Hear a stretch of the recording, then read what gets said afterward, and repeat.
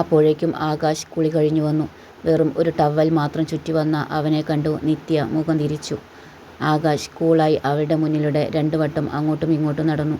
പിന്നെ വാർഡ്രോബിൽ നിന്ന് ഒരു ബ്ലാക്ക് ട്രാക്ക് പാൻറ്റും ബ്ലാക്ക് ടീഷർട്ടും എടുത്തിട്ടു. മുടി ചീകി വെച്ചു. പെർഫ്യൂം എടുത്ത് പൂശി. അവൾക്കും പെർഫ്യൂം അടിച്ചു കൊടുത്തു. പിന്നെ അവളുടെ മുടിയിലെ തോർത്തഴിച്ചു ബാത്റൂമിലെ അയയിൽ കൊണ്ടിട്ടു. അതിനുശേഷം മുടിയിലെ കെട്ട് തീർത്തു കൊടുത്തു. അതിനുശേഷം കുളിപ്പിന്നൽ പിന്നിയിട്ടു. അവൾ അത്ഭുതപ്പെട്ടു നിൽക്കുകയായിരുന്നു. ആകാശേട്ടന് ഇതൊക്കെ അറിയോ? അവൾ ചോദിച്ചു. ആകാശേട്ടനല്ല, അക്കുവേട്ടൻ.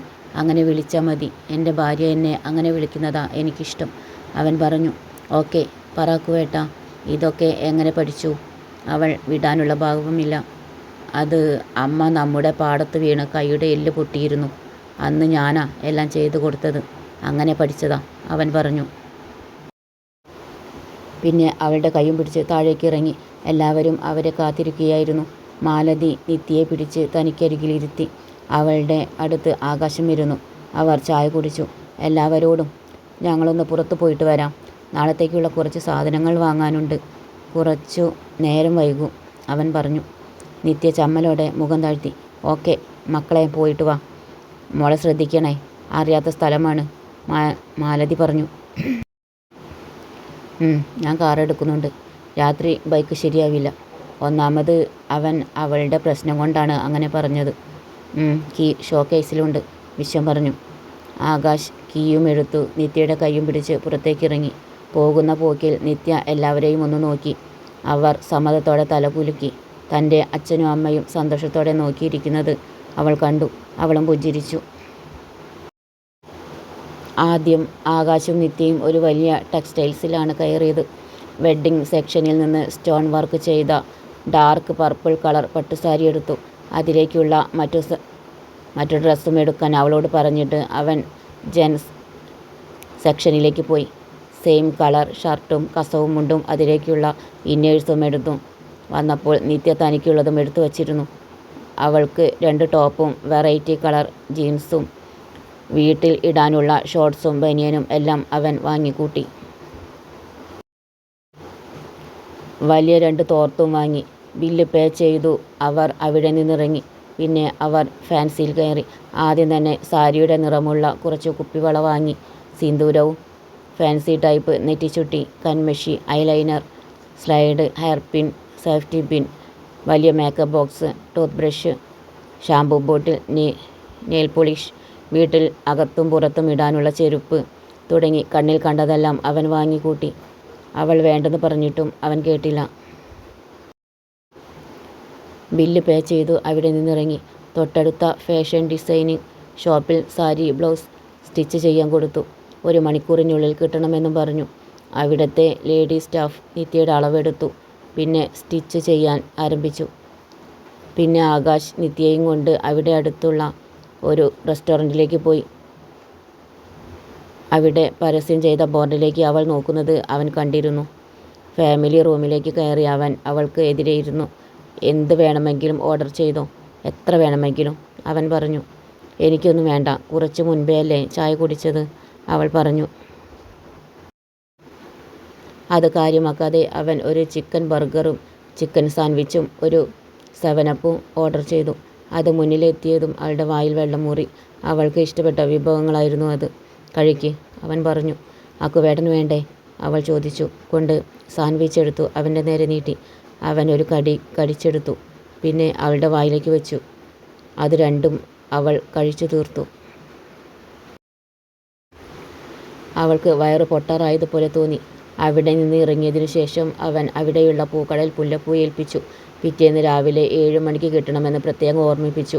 ബ്യൂട്ടീഷ്യനെയും ഏർപ്പാട് ചെയ്ത് സ്റ്റിച്ച് ചെയ്ത സാരിയും വാങ്ങി അവർ വീട്ടിലേക്ക് തിരിച്ചു.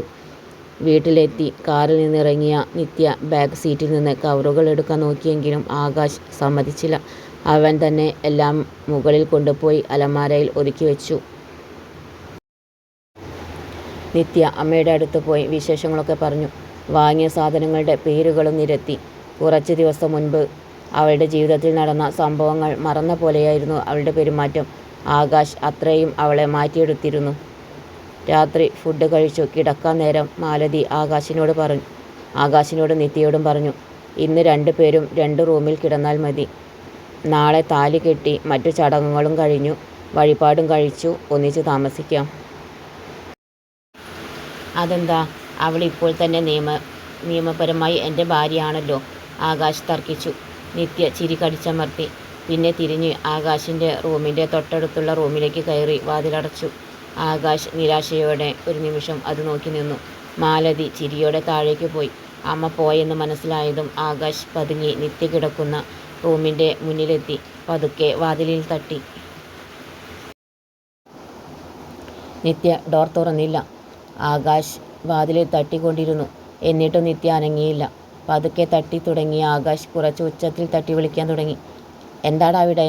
താഴെ നിന്ന് മാലതിയുടെ ഒച്ച കേട്ടു. ഈ അമ്മയ്ക്ക് ഉറക്കവുമില്ലേ? ആകാശ് പല്ലു കടിച്ചുകൊണ്ട് പിറുപിറുത്തു. നാളെ നീ പുറത്തിറങ്ങുമല്ലോ, അപ്പോൾ കാണിച്ചു തരാം, അവൻ പറഞ്ഞുകൊണ്ട് തിരിഞ്ഞു നടന്നു. തൻ്റെ റൂമിൽ പോയി വാതിൽ ലോക്ക് ചെയ്തു കട്ടിലിലേക്ക് വീണു. പിന്നെ തലയിലൂടെ പുതപ്പ് കൊണ്ട് മൂടിക്കിടന്നു. പിറ്റേന്ന് അതിരാവിലെ തന്നെ എല്ലാവരും എഴുന്നേറ്റു. പക്ഷേ ആകാശ് അറിഞ്ഞതുപോലുമില്ല. അവൻ സുഖമായി തൻ്റെ ഭാര്യയെയും കെട്ടിപ്പിടിച്ചു കിടക്കുകയായിരുന്നു. സ്വപ്നത്തിലാണെന്ന് മാത്രം. നിത്യ എഴുന്നേറ്റു. ബ്രഷും പേസ്റ്റും ആകാശ് കിടക്കുന്ന ബാത്റൂമിലെ ബ്രഷ് സ്റ്റാൻഡിലാണ്. അവൾ കുറേ നേരം വാതിലിൽ തട്ടി നോക്കി. എവിടെ? അവൻ അറിഞ്ഞത് കൂടിയില്ല. നിത്യയെ തിരക്കി വന്ന മാലതിയും വാതിൽ തട്ടി നോക്കി. അപ്പോഴും അവൻ സ്വപ്നത്തിൽ റൊമാൻസിൽ തന്നെയായിരുന്നു. മാലതിയും നിത്യയും മടുത്ത് പിൻവാങ്ങി. ഇന്നലെ താൻ വാതിൽ തുറന്നില്ലല്ലോ, അതുകൊണ്ട് ഇന്നവൻ പ്രതികാരം തീർക്കുകയാണോ എന്നവൾ ഒരു മാത്ര ചിന്തിച്ചു പോയി. നിത്യമല്ലേ താഴേക്കിറങ്ങി. അവളുടെ മുടിയൊക്കെ പാറി പറന്നു. ഉറങ്ങി എഴുന്നേറ്റ് വരുന്ന രൂപം കണ്ട് ലക്ഷ്മി പകച്ചു. വന്നു 2ാമത്തെ ദിവസം തന്നെ അവളുടെ കോലം കണ്ടില്ലേ? സൂര്യനും കാര്യം തിരക്കി. കുളിച്ചു മാറ്റാൻ കഴിയില്ല, എൻ്റെ ബ്രഷും ഡ്രസ്സും ഒക്കെ റൂമിലാ. അക്കുവേട്ടൻ വാതിൽ അടച്ചിരിക്കുക, തുറന്നു തരുന്നില്ല, അവൾ പറഞ്ഞു. സൂരജ് മനസ്സിലാവാതെ മാലതിയെ നോക്കി. ഇന്നലെ ഞാനാ പറഞ്ഞത്, ഇന്നത്തെ ചടങ്ങ് കൂടി കഴിഞ്ഞിട്ട് ഒന്നിച്ചൊരു റൂമിൽ കഴിഞ്ഞാൽ മതിയെന്ന്. അതിൻ്റെ ദേഷ്യമാവും. ഇനി വാതിൽ തുറക്കാൻ ഒരു നേരമാവും, മാലതി പറഞ്ഞു. വിശ്വൻ ചിരിയോടെ തല കുലുക്കിക്കൊണ്ട് പുറത്തേക്ക് പോയി. സൂരജ് ചിരി കടിച്ചമർത്തി. ലക്ഷ്മി നിത്യയെയും കൂട്ടി അകത്തേക്ക് പോയി. അവർ കൊണ്ടുവന്ന ഡ്രസ്സ് എടുത്തു കൊടുത്തു. അവർ കൊണ്ടുവന്നതിൽ എക്സ്ട്രാ പുതിയ ബ്രഷും ഉണ്ടായിരുന്നു, അതും എടുത്തു കൊടുത്തു. നിത്യ അവരുടെ റൂമിലെ ബാത്റൂമിൽ കയറി കുളിച്ച് ഫ്രഷായി ഇറങ്ങി. മുടി ഉണക്കാൻ അവൾ വീടിൻ്റെ പിന്നിലേക്ക് പോയി. അവിടെ ഒരു ഭാഗം മുഴുവൻ കപ്പ നട്ടിരുന്നു. പിന്നെ അവിടെ തെങ്ങും മറ്റു മരങ്ങളും ഉണ്ടായിരുന്നു. അതിനപ്പുറം വിശാലമായ പാടം നോക്കെത്താ ദൂരത്തോളം പരന്നു കിടന്നു. ആകാശ് 7 മണിയായി എഴുന്നേൽക്കുമ്പോൾ പിന്നെ കുറച്ചു നേരം ഉറക്കപ്പിച്ചിൽ കിടന്നു. പെട്ടെന്നാണ് ബോധം വന്നത്. ഇന്ന് തൻ്റെ കല്യാണമല്ലേ? സമയം നോക്കിയപ്പോൾ 7:15. അവൻ ഞെട്ടി എഴുന്നേറ്റു. പിന്നെ വേഗം ഒരു ടവലും എടുത്ത് ബാത്റൂമിലേക്ക് ഓടി. പെട്ടെന്ന് തന്നെ കുളിച്ച് ഫ്രഷായി തൻ്റെ ഡ്രസ്സ് എടുത്തിട്ടു താഴേക്കിറങ്ങി. താഴെ എല്ലാവരും ചായ കുടിക്കുകയായിരുന്നു. സമയം 7:30 കഴിഞ്ഞിരുന്നു. മാലതി അവനെ ഒന്ന് കലിപ്പിച്ച് നോക്കി. നിത്യ അവനെ മൈൻഡ് ചെയ്തതേയില്ല. അത് താൻ ലേറ്റായത് കൊണ്ടാവുമെന്ന് അവന് തോന്നി. ഞാൻ കുറച്ച് വൈകിപ്പോയി, അവൻ സൂരജിനോട് പറഞ്ഞു. പിന്നെ അമ്മയെ നോക്കി. ഈ അമ്മയ്ക്ക് എന്നെ ഒന്ന് വിളിച്ചുകൂടായിരുന്നോ? പോത്തുപോലെ വലുതായി നിന്നൊന്നും ഞാൻ നോക്കൂല, ആളുണ്ടെന്നും നോക്കൂല, ഒന്നങ്ങോട്ട് തരും ഞാൻ. ഇത്രയും നേരം ഞാനും മോളും മാറി മാറി വാതിലിൽ തട്ടി വിളിക്കുകയായിരുന്നു. അവസാനം കൈ വേദനിച്ചപ്പോൾ ഞങ്ങൾ ഇങ്ങോട്ട് പോന്നു. മാലതി അവനെ കലിപ്പിച്ച് നോക്കി. അവൻ ചമ്മലോടെ സൂരജിനെ നോക്കി. അയാൾ ചിരിച്ചുപോയി. ഈ അമ്മ, അവൻ ചമ്മലോടെ പറഞ്ഞു. പിന്നെ മെല്ലെ നിത്യയുടെ അടുത്തേക്ക് പോയി. വാ, ഡ്രസ്സ് എടുത്തു തരാം, അവൻ പറഞ്ഞു. അക്കുവേട്ടൻ ആദ്യം ചായ കുടിക്കി, അവൾ പറഞ്ഞുകൊണ്ട് ചായ എടുത്തു കൊടുത്തു. അവൻ ഒരു ചെയർ വലിച്ചിട്ടിരുന്നു. കഴിക്കാൻ തയ്യാറായി. കൈ കഴുകടാ, മാലതി വിളിച്ചു പറഞ്ഞു. പിന്നെ ഇപ്പോൾ കുളിച്ചിറങ്ങിയതേ ഉള്ളൂ, അവൻ പിറുപിറുത്തു കൊണ്ട് കൈ കഴുകിയിരുന്നു. നീ കുടിച്ചോടി, അവൻ ചോദിച്ചു. അവൾ മൂളി. ആകാശ് ചായ കുടിച്ചതിന് ശേഷം 2 പേരും മുകളിലേക്ക് പോയി. എടി, നിനക്കെന്നെ വിളിച്ചൂടായിരുന്നോ? അവൻ തിരക്കി. ഞാനും അമ്മയും കുറേ വിളിച്ചു. അക്കുവേട്ടന് ഫോണിൽ അലാറാം വെച്ചൂടായിരുന്നോ? ഞാനതൊക്കെ സെറ്റ് ചെയ്ത് വെച്ചാ കിടന്നത്. എൻ്റെ സ്വപ്നത്തിൽ നീയും ഉണ്ടായിരുന്നു. ഞാൻ സ്വപ്നം കണ്ടത് നമ്മുടെ റൊമാൻസായിരുന്നെടി. അതിൻ്റെ ഇടയിൽ അലാറമൊക്കെ ആര് കേൾക്കാനാ? അവൻ കൈമലർത്തി. അവൾ ചമ്മലോടെ മുഖം തിരിച്ചു. അവൻ സാരിയും അനുബന്ധ സാധനങ്ങളും അടങ്ങിയ ഷോപ്പർ എടുത്തു കൊടുത്തു. ഞാനേ മുല്ലപ്പൂ വാങ്ങി വരാം ട്ടോ, വേഗം വരാം, അവൻ പറഞ്ഞുകൊണ്ട് പുറത്തേക്ക് ഇറങ്ങി. ബ്യൂട്ടീഷ്യൻ താഴെ എത്തിയിരുന്നു. അവൾ മുകളിലുണ്ട്. അവൻ ഷോക്കേസിൽ നിന്ന് ഡ്യൂക്ക് ബൈക്കിൻ്റെ കീ എടുത്തുകൊണ്ട് പുറത്തേക്ക് ഇറങ്ങി. പിന്നിലെ പോർച്ചിൽ നിന്ന് ബൈക്കുമെടുത്ത് ഓടിച്ചുപോയി. 10 മിനിറ്റ് കൊണ്ട് മുല്ലപ്പൂവുമായി തിരിച്ചെത്തി. ആ പോക്കിൽ അവൻ ഫോട്ടോഗ്രാഫറെയും സെറ്റാക്കിയിരുന്നു. അവൻ മുകളിൽ റൂമിൻ്റെ മുന്നിലെത്തിയപ്പോൾ വാതിൽ അടച്ചിട്ടുണ്ടായിരുന്നു. അവൻ ഡോറിൽ തട്ടി. ബ്യൂട്ടീഷ്യൻ വാതിൽ തുറന്നു. അവൻ കയ്യിലുള്ള പൂവ് അവരെ ഏൽപ്പിച്ചു. ആ ഗ്യാപ്പിൽ അവനൊന്നകത്തേക്ക് പാളി നോക്കി. നിത്യയെ ഭംഗിയായി സാരി ധരിപ്പിച്ചിരുന്നു. അവർ ചിരിച്ചുകൊണ്ട് വാതിലടച്ചു. അവൻ പുറത്തേക്ക് ഇറങ്ങി. തൻ്റെ കയ്യിലുള്ള മറ്റേ പൊതി അവൻ അമ്മയെ ഏൽപ്പിച്ചു. അമ്മേ, കുറച്ച് മുല്ലപ്പൂവാ, നിങ്ങൾക്ക് വേണമെങ്കിൽ എടുക്കാം, അവൻ പറഞ്ഞു. മാലതി പൂവ് വാങ്ങി ലക്ഷ്മിക്കും തനിക്കും വീതിച്ചു. 9 മണിയോടെ നിത്യയുടെ ഒരുക്കങ്ങളെല്ലാം കഴിഞ്ഞു. അവളെ മാലതി കൂട്ടിക്കൊണ്ടുവന്നു. എല്ലാവരും അവളെ കണ്ടു വിസ്മയത്തോടെ നോക്കി. അത്രയും ഭംഗിയുണ്ടായിരുന്നു. ഫോട്ടോഗ്രാഫർ അവളുടെയും ആകാശിൻ്റെയും കുറച്ച് സ്റ്റില്ലെടുത്തു. പിന്നെ കുടുംബക്കാർ എല്ലാവരുമുള്ള ഫോട്ടോകളും എടുത്തു. അവർ ക്ഷേത്രത്തിലേക്ക് പോകാൻ ഇറങ്ങി. സൂരജ് തൻ്റെ പുത്തൻ പോർഷെ കാറിൻ്റെ കീ ആകാശിൻ്റെ കയ്യിലേക്ക് കൊടുത്തു. ഇത് നിനക്കാണ്. അവളുടെ ആഗ്രഹപ്രകാരം എക്സാം കഴിഞ്ഞിട്ട് ഗിഫ്റ്റായി അവൾക്ക് സമ്മാനിക്കാൻ വേണ്ടി ബുക്ക് ചെയ്തതാ. 2 ദിവസം മുൻപാണ് ഷോറൂമിൽ പോയി എടുത്തത്. ഇത് ഇനി നിനക്കാണ്. സൂരജ് തിരിഞ്ഞു നടന്നു. അവൻ ഒരു നിമിഷം പകച്ചു നിന്നു. പിന്നെ കീസ് സൂരജിന് തന്നെ തിരിച്ചു നൽകി. എനിക്കിതൊന്നും വേണ്ട, അവളെ മാത്രം മതി. സൂരജ് കീ വാങ്ങിയില്ല. അവസാനം ആകാശ് പറഞ്ഞു, ഓക്കെ, ഞാൻ സ്വീകരിക്കാം, പക്ഷേ ഇന്ന് ഈ കാർ അച്ഛൻ ഡ്രൈവ് ചെയ്യണം.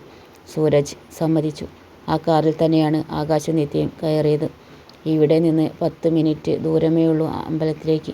വിശ്വൻ്റെ കാറിൽ മാലതിയും കയറി. നിത്യയും ആകാശും എല്ലാവരുടെയും അനുഗ്രഹം വാങ്ങി മണ്ഡപത്തിലേക്ക് കയറി നിന്നു. 10 മണിക്ക് തന്നെ ചടങ്ങ് തുടങ്ങി. ആകാശ് നിത്യയുടെ കഴുത്തിൽ താലി ചാർത്തി. അവളുടെ വിരലിൽ മോതിരവും ഇട്ടുകൊടുത്തു. സൂരജ് കൊടുത്ത മാലയിടാൻ ആകാശ് തല കുനിച്ചു കൊടുത്തു. മോതിരവും അവൻ്റെ വിരലിലിട്ടു. അത് അവന് കറക്റ്റ് പാകമായിരുന്നു. ആകാശ് നിത്യയുടെ സീമന്തരേഖയിൽ സിന്ദൂരം ചാർത്തി.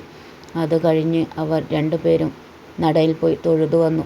അപ്പോഴേക്കും മാലതി വഴിപാടുകളൊക്കെ കഴിച്ചു. അത് കഴിഞ്ഞു ഫോട്ടോ എടുപ്പായിരുന്നു. ആകാശിനെയും നിത്യയെയും ഒന്നിച്ചു നിർത്തിയും എല്ലാവരും ചേർന്നു ഫോട്ടോ എടുത്തു. വൈകാതെ അവർ വീട്ടിലേക്ക് തിരിച്ചു. അപ്പോഴേക്കും 12 മണിയായിരുന്നു സമയം. വീട്ടിലെത്തിയപ്പോൾ ആകാശ് അമ്പരന്ന് പോയി.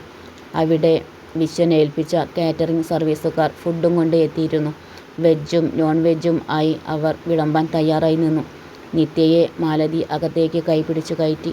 ഇന്നലെ നിലവിളക്ക് കൊടുത്ത് സ്വീകരിച്ചതിനാൽ ഇന്ന് അതൊഴിവാക്കിയിരുന്നു. ആകാശിനെയും നിത്യയും ഹാളിലെ സെറ്റിയിലിരുത്തി. എല്ലാവരും മധുരം ചേർത്ത പാലും പഴവും കൊടുത്തു. അപ്പോഴേക്കും വിശ്വൻ അകത്ത് പോയി തലേന്ന് വാങ്ങിവെച്ച ഡിസ്പോസിബിൾ പ്ലേറ്റും ഗ്ലാസുകളും എടുത്തു വന്നു. സൂരജ് വീട്ടിലുള്ള ചെയറുകളെല്ലാം മുറ്റത്ത് കൊണ്ടിട്ടു. എല്ലാവരും ഫുഡ് കഴിക്കാൻ പോയി. നിത്യയ്ക്ക് ആകാശാണ് വാങ്ങിക്കൊടുത്തത്. അവളെ ഒരു ഭാഗത്ത് ഇരുത്തുകയും ചെയ്തു. ഫുഡിന് ശേഷം സൂരജും ലക്ഷ്മിയും എറണാകുളത്തേക്ക് തിരിച്ചു പോകാൻ തയ്യാറായി. അയാൾ 2 മണിയുടെ ട്രെയിനിന് ടിക്കറ്റ് ബുക്ക് ചെയ്തിരുന്നു. ലക്ഷ്മി ബാഗ് എടുത്തു വന്നു. ആകാശ് അവരെ റെയിൽവേ സ്റ്റേഷനിൽ കൊണ്ടുപോകാൻ ഇറങ്ങി. ലക്ഷ്മിയും സൂരജും എല്ലാവരോടും യാത്ര പറഞ്ഞു. പരസ്പരം ഫോൺ നമ്പർ കൈമാറി. അപ്പോഴേക്കും നിത്യ ഡ്രസ് മാറ്റി വന്നിരുന്നു. വിശ്വൻ്റെ ഫോർച്യൂണർ കാറിൽ ആണ് പോകുന്നത്. ആകാശ് ഡ്രൈവിംഗ് സീറ്റിൽ കയറി. മുന്നിൽ നിത്യയും പിന്നിൽ സൂരജും ലക്ഷ്മിയും. അപ്പോൾ ശരി, പിന്നെ കാണാം, സൂരജ് പറഞ്ഞു. ആകാശ് വണ്ടിയെടുത്തു.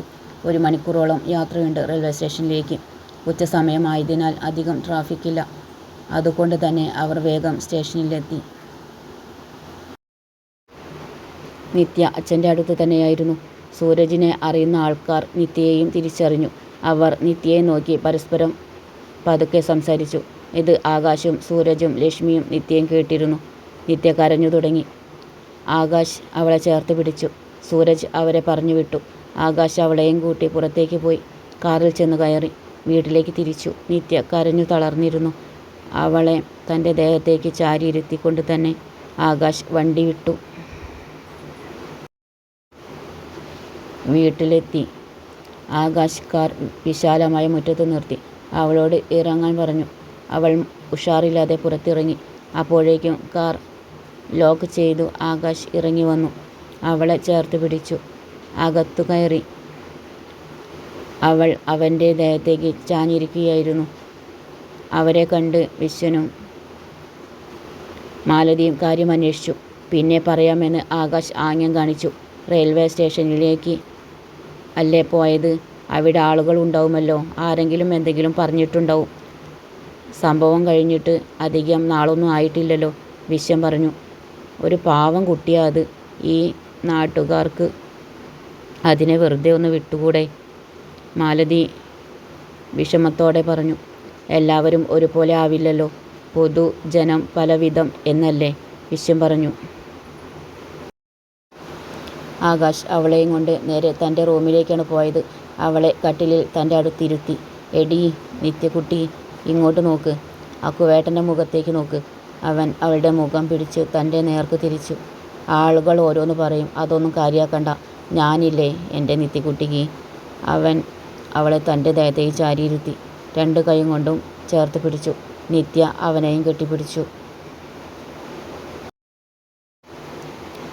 എല്ലാം നല്ലതിന്, സംഭവിച്ചതും സംഭവിച്ചു കൊണ്ടിരിക്കുന്നതും നല്ലതിന് എന്ന് നീ കേട്ടിട്ടില്ലേ? നമ്മൾ തമ്മിൽ കാണണമെന്നായിരുന്നു വിധി. അതിനുവേണ്ടി ദൈവം ഒരു സാഹചര്യം ഒരുക്കി. അത് ഇങ്ങനെയായിപ്പോയി. നിനക്ക് കുഴപ്പമുണ്ടാവുന്നതിന് മുമ്പ് ഞാൻ അവിടെ എത്തുകയും ചെയ്തു. നിന്നെ രക്ഷിക്കുകയും ചെയ്തു.